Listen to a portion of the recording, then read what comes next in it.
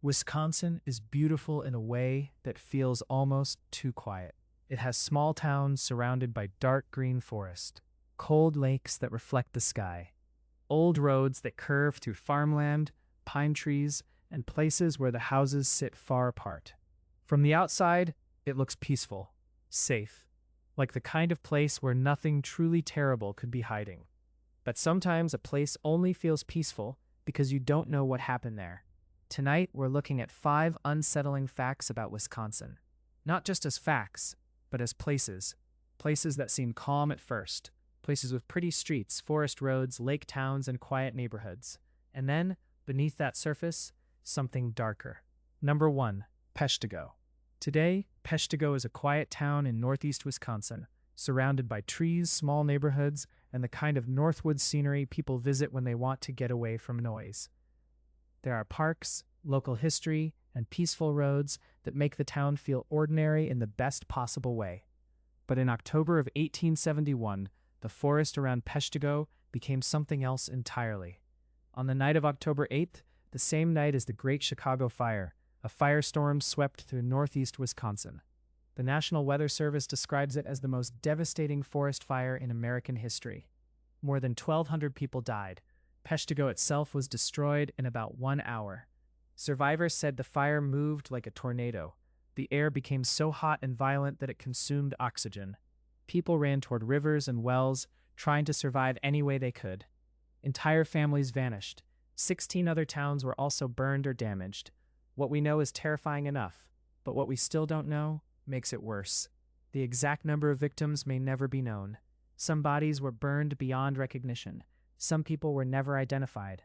And because Chicago burned the same night, Peshtigo's tragedy was overshadowed, as if the deadliest wildfire in American history could almost disappear from memory. A peaceful town in the woods became a place where the woods themselves turned against everyone living there. Number 2. Plainfield. Plainfield, Wisconsin looks like a small rural village where life moves slowly.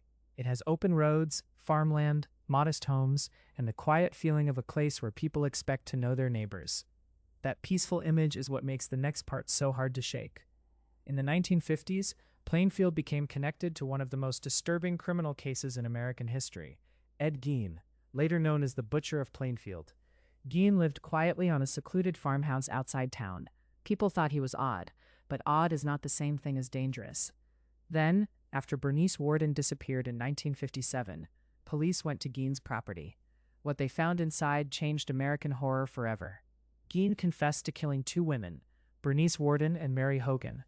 Authorities also discovered that he had robbed graves and used human remains to make objects, masks, and household items. What we know is horrifying, but what remains uneasy is how long he blended into a normal rural place before the truth came out. There were questions around the earlier death of his brother Henry, who died during a fire near the family farm in 1944. His death was officially ruled accidental, and no proof ever showed that Ed killed him. But the strange details, including bruises and the lack of an autopsy, left people wondering. Plainfield was not a haunted castle. It was a quiet Wisconsin village, and that is why the story still feels so wrong. Number 3. Milwaukee. Milwaukee is one of Wisconsin's most recognizable cities. It sits on Lake Michigan with historic neighborhoods, breweries, music, festivals, and a waterfront that can look beautiful on a calm day. To outsiders, it can feel like a city of culture, working-class pride, and Midwestern charm. But Milwaukee is also tied to the crimes of Jeffrey Dahmer, one of the most infamous killers in modern American history. Between 1978 and 1991, Dahmer murdered 17 boys and young men. Most of his later murders happened in Milwaukee. When he was arrested in July of 1991, police found evidence in his apartment that revealed a nightmare hidden inside an ordinary building.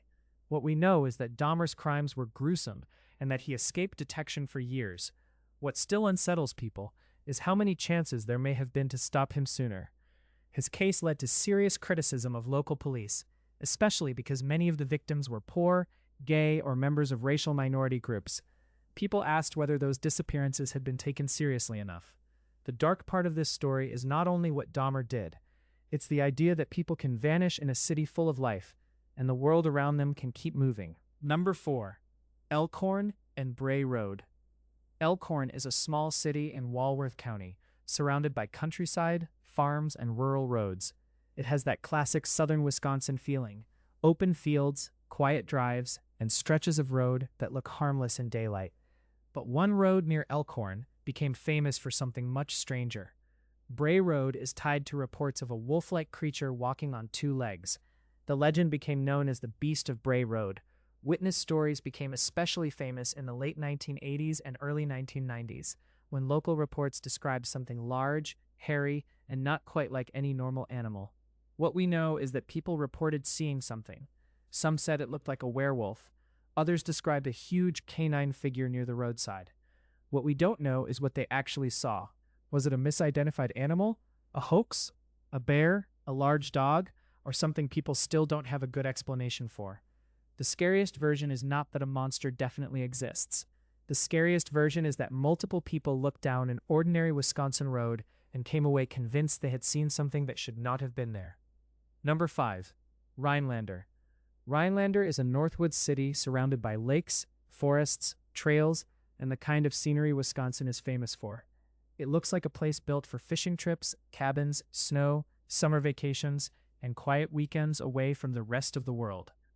But Rhinelander is also the home of one of Wisconsin's strangest legends, the hodag. The hodag was described as a terrifying creature, part reptile, part mammal, with claws, fangs, horns, and spikes down its back. The story was first reported in 1893 by Eugene Shepard, a lumberjack and prankster from Rhinelander. Later, Shepard claimed to have captured one and displayed it at a fair. People came to see it. The story spread. Then the hoax was exposed. The creature had been operated with wires and pulleys. So what do we know? We know the hodag was a hoax, but what makes it unsettling is what it reveals about the forests and the people who worked in them. The legend came from lumber country, where men spent long stretches in dangerous woods, surrounded by isolation, accidents, wild animals, harsh weather, and stories told in the dark. Sometimes monsters are not real, but sometimes people invent monsters because the real world around them already feels dangerous enough. And that brings us back to the thing Wisconsin does so well. It can look beautiful, peaceful, almost untouched. A quiet town, a lake at sunset, a road through the trees, a small house with lights in the windows.